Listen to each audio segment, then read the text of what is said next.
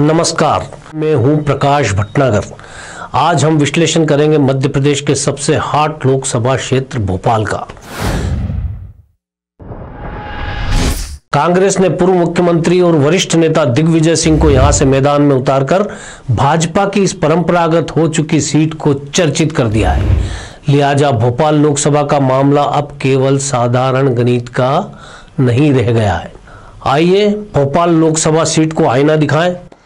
कहा जाता है कि इस क्षेत्र में करीब 4 लाख मुस्लिम मतदाता हैं।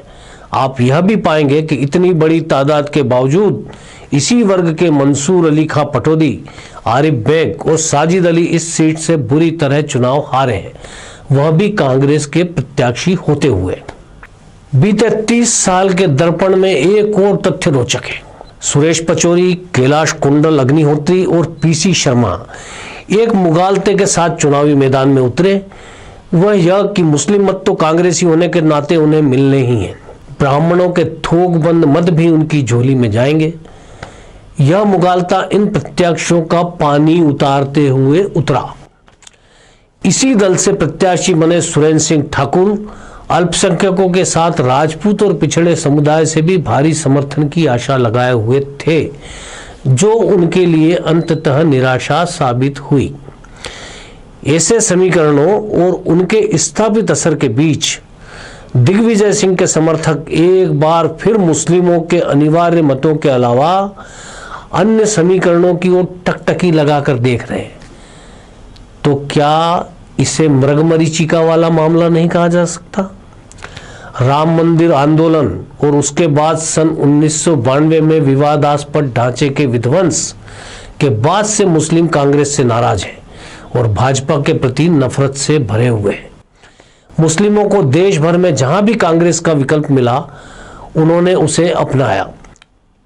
ममता बनर्जी, मुलायम, लालू सहित तमाम क्षेत्रीय पार्टियों का एक बड़ा वोट बैंक पिछले सालों में मुस्लिम भी बने हैं।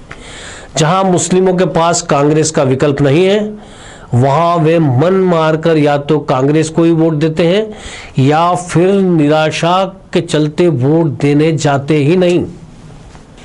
इन दो विकल्पों के बीच ही उस यक्ष प्रश्न का उत्तर छिपा हुआ है जो कांग्रेस को बीते 3 दशक से भोपाल सीट पर सताता आ रहा है। मैदान में क्योंकि दिग्विजय सिंह है, तो मुस्लिम मत के थोकबंद रूप से कांग्रेस की झोली में गिरने के आसार ज्यादा हैं। इसलिए भी कि इस वर्ग के बीच नरेंद्र मोदी को लेकर घनघोर असंतोष का माहौल है। कांग्रेस कहीं न कहीं इस नाराजगी को अपनी ओर करने में नाकाम रही है, लेकिन दिग्विजय सिंह को भोपाल से मैदान में उतारकर कांग्रेस ने एक चांस तो लिया है।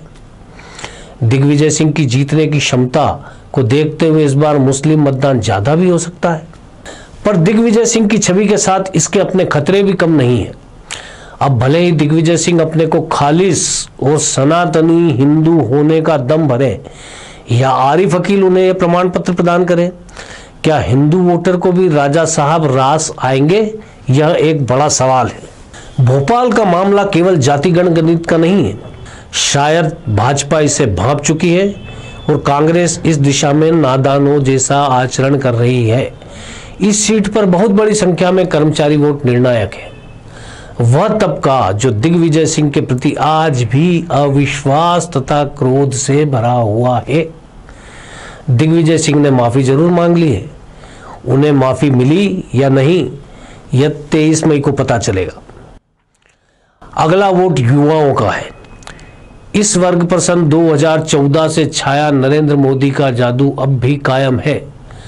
नोटबंदी तथा जीएसटी को लेकर व्यापारी वर्ग भले ही मोदी से नाखुश हो, लेकिन प्रदेश भाजपा का संगठन इनके बीच गहरी पैठ बनाए रखने में अब तक कामयाब है।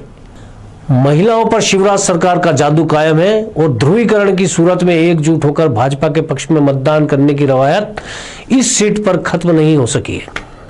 इसलिए दिग्विजय सिंह के लिए जातिगत गणित को आधार मानकर आश्वस्त होने वालों के लिए ज्यादा गहराई से सोचना होगा। वोट पाने की कोशिश जब तक मिस्टर बंटा ढार और बंटा ढार रिटर्न्स की छवि को तोड़ने वाली नहीं होगी, तब तक इस सीट पर 3 दशक से सियासी वेधव्य झेल रही कांग्रेस की सूनी मांग में सिंदूर दिख पाने की कल्पना बेईमानी है।